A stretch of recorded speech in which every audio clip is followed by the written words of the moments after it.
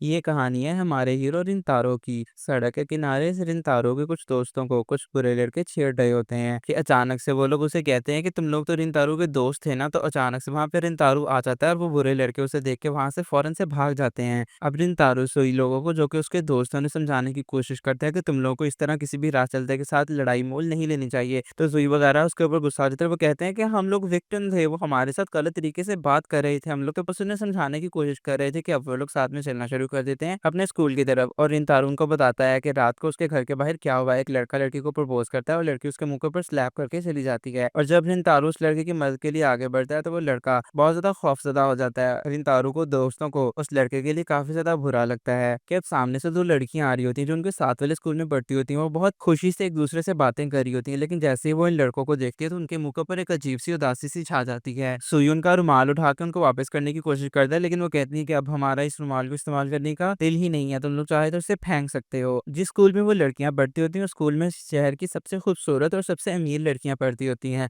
और जहाँ ये लड़के पढ़ रहे होते हैं वो शहर का सबसे बड़ा स्कूल होता है, इसीलिए वो लड़कियां इन्हें मुंह लगा के राजी नहीं होती और लड़कों को ये बात लगती है। रिंतारो को भी ये बात बहुत बुरी लगती है। रिंतारो को उसके दोस्त पूछते हैं कि क्या स्कूल के बाद हम लोग साथ में एंजॉय कर सकते हैं। तो रिंतारो उनको मना कर देता है और वो उससे पूछते हैं कि क्या तुम्हारी कोई गर्लफ्रेंड तो नहीं है। लेकिन रिंतारो को एक बहुत जरूरी काम होता है, वो भाग के अपने घर की तरफ जाता है जहाँ पे उसकी बहन क्योको उसका पहले से इंतजार करी होती है। वो उसे काम बताती है और रिंतारो से कहता है कि क्या तुम श्योर हो ना, ये काम मुझे करना चाहिए, क्योंकि मेरी जितनी ड्रॉनी शक्ल है मुझे देखे यहाँ से कोई भी भाग जाएगा। लेकिन क्योको से कहती है कि नहीं, तुम्हें फिक्रमंद होने की कोई जरूरत नहीं है, क्योंकि हमारे कैफे में इस वक्त सिर्फ और सिर्फ एक ही कस्टमर है और उस कस्टमर को मैं पहले ही सर्व कर चुकी हूँ। तुम्हें सिर्फ और सिर्फ ख्याल रखना है, बाहर बारिश हो रही है इसीलिए मुझे नहीं लगता कि आज यहाँ पे कोई आने वाला है। अब रिंतारो काउंटर के ऊपर खड़ा हो जाता है और वो सोच रहा होता है कि आखिर वो एक अरसे से अपने दोस्तों को ये क्यों नहीं बता पाया कि उसकी फैमिली का बिजनेस एक बेकरी है। और वो पार्टी मकसद से यहाँ पे खड़ा हुआ होता है कि अचानक से उसकी नजर उस लड़की के ऊपर जाती है जिसका नाम वाकुरी होता है। वो बड़े मजे से अपना केक एंजॉय कर रही होती है कि अचानक से जैसे ही उन दोनों की नजरें चार होती हैं लड़की बहुत ज्यादा एम्बेरस हो जाती है। लड़का उसके लिए पानी लेने जाता है, लड़की पानी पीती है और फटाफट से वहां से वो निकल जाती है। दारू को उसकी हरकत बहुत अजीब लगती है और वो बहुत ज्यादा शर्मिंदा हो रहा होता है अंदर ही अंदर। वो अपनी बहन को भी ये बात बताता है। उसकी बहन कहती है कि नहीं, तुम्हें फिक्रमंद होने की कोई जरूरत नहीं है, क्योंकि वाकुरी हमारी एक रेगुलर कस्टमर है और मुझे नहीं लगता कि वो ऐसी लड़की है कि वो तुम्हारी इस तरह की बात को लेकर कोई भी मसला करेगी। और अगर वो यहाँ आना बंद कर भी देगी तब भी मैं उसे अपने केक से पटा लूंगी किसी भी तरीके से। कि रिंतारो अब हर वक्त वाकुरी के बारे में सोचता रहता है और वो सोच रहा होता है कि आखिर क्या मैं वाकई में देखने में इतना ड्रॉना हूँ कि कोई भी लड़की मुझे देख के डर के वहां से भाग जाए। उसके दोस्त भी उसे थोड़ा सा वियर्ड महसूस कर रहे होते हैं। अब वो अपने कमरे में जाके बैठा हुआ था और वो अफसोस कर रहा था कि अचानक से क्योको आती है और वो उसे कहती है कि वो लड़की नीचे तुम्हारा इंतजार कर रही है, वो तुमसे मिलना चाहती है। रिंतारो फटाफट से नीचे आ जाता है और पकूरी सामने खड़ी होती है, बहुत ही खूबसूरत और छोटे कद की लड़की बहुत डरे हुए सहमे हुए लफ्जों में उसे कहती है कि क्या हम दोनों साथ में बैठ के बात कर सकते हैं, मैं तुम्हें केक खिलाना चाहती हूँ। रिंतारो को ये बात बहुत अजीब सी लगती है। वो सोचता है कि आखिर मुझसे छोटी लड़की मुझे केक क्यों खिला रही है। तो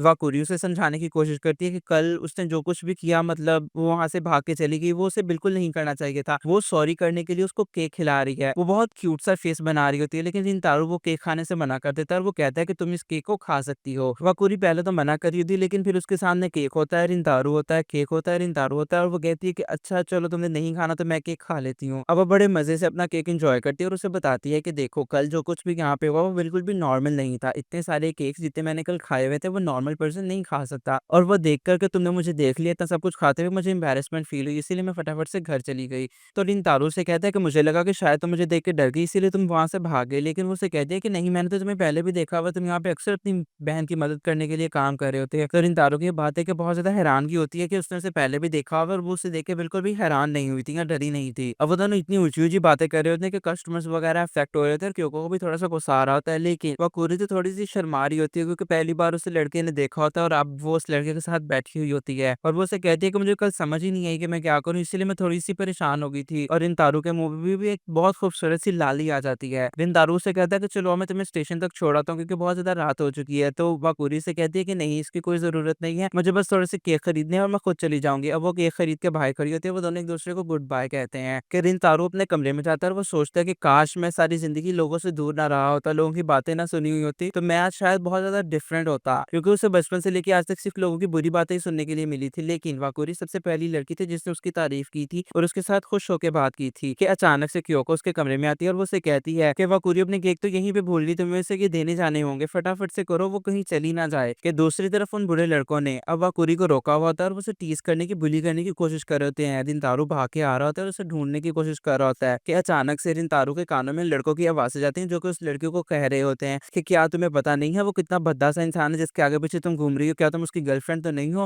वाकुरी उन्हें कहती है कि नहीं, वो मैं उसकी गर्लफ्रेंड तो नहीं हूँ, लेकिन तुम लोगों को एक बार सोचना चाहिए कि तुम किसके बारे में क्या बात कर रहे हो, वो ऐसा लड़का बिल्कुल भी नहीं है, मैंने उससे बात की है। अगर तुम लोग किसी इंसान से खुद से नहीं बात कर सकते तो तुम लोगों को रूमर्स के ऊपर भी बिलीव नहीं करना चाहिए। वो रिंतारो के बारे में काफी अच्छी-अच्छी बातें करती है कि अचानक से लड़कों को गुस्सा आ जाता है, वो उसे पंच करने वाले होते हैं, लेकिन रिंतारो सामने आ जाता है और वो उस लड़की को बचा लेता है। लेकिन रिंतारो के सर में से खून निकलना शुरू हो जाता है और वो लड़के रिंतारो को देख के वहां से फौरन से भाग जाते हैं। अब वाकुरी उसके सर का खून साफ करना शुरू कर देती है और उसके लिए काफी ज्यादा फिक्रमंद होती है। रिंतारो से माफी मांगने की कोशिश करता है, लेकिन वाकुरी से कहती है कि नहीं, इस समय तुम्हारी कोई गलती नहीं थी, अपना सर ऊपर कर लो। रिंतारो सोचता है कि काश मैंने भी इस लड़की की तरह खुद को दूसरों से दूर ना किया तो उन्हें समझाने की कोशिश की होती कि मेरे सिर्फ और सिर्फ एक्सप्रेशन ही ड्रॉने हैं, मैं अंदर से इतना खौफनाक इंसान नहीं हूं, तो शायद आज हालात कुछ और होते। अब वो उसे स्टेशन के ऊपर सी ऑफ करता है और वो उसे कहती है कि हाँ तुम श्योर हो ना, तुम्हारी चोट खुद ही हील कर जाएगी, तुम्हें किसी बैंडेज की जरूरत नहीं है। तो रिंतारो से कहता है कि नहीं, ऐसी कोई जरूरत नहीं है और वो वहां से जाने वाला होता है कि अचानक से वाकुरी से आवाज देती है और वो उसे कहती है कि मैं तुम्हारी शॉप पे दोबारा जरूर आऊंगी और इस बार हम दोनों साथ में मिलकर केक खाएंगे। और रिंतारो से ओके कह के वहां से चला जाता है कि अचानक से वाकुरी को एक फोन आता है और वाकुरी खामोश हो जाती है। थोड़ी-सी सहमी हुई होती है वो कि अब अगले दिन रिंतारो स्कूल जल्दी पहुँच जाता है और वो हेड डाउन करके बैठा हुआ था और वो सोच रहा था कि सारी रात वो सो नहीं सका क्योंकि उसे हर वक़्त सिर्फ़ और सिर्फ़ वकुरी के ख़्याल आ रहे होते हैं कि अचानक से उसकी नज़र सामने वाले स्कूल पे जाती है जो कि उन्हीं खूबसूरत लड़कियों का होता है। अचानक से वहाँ पे पर्दे खुलने की जैसे महसूस होता है। वो सोचता है कि आज तक तो कभी मैंने इनके पर्दे खुले हुए नहीं देखे, लेकिन अचानक से जैसे ही वो पर्दे खुलते हैं और सामने वकुरी खड़ी हुई होती है और वो शर्म के मारे अपना पर्दा बंद कर लेता है।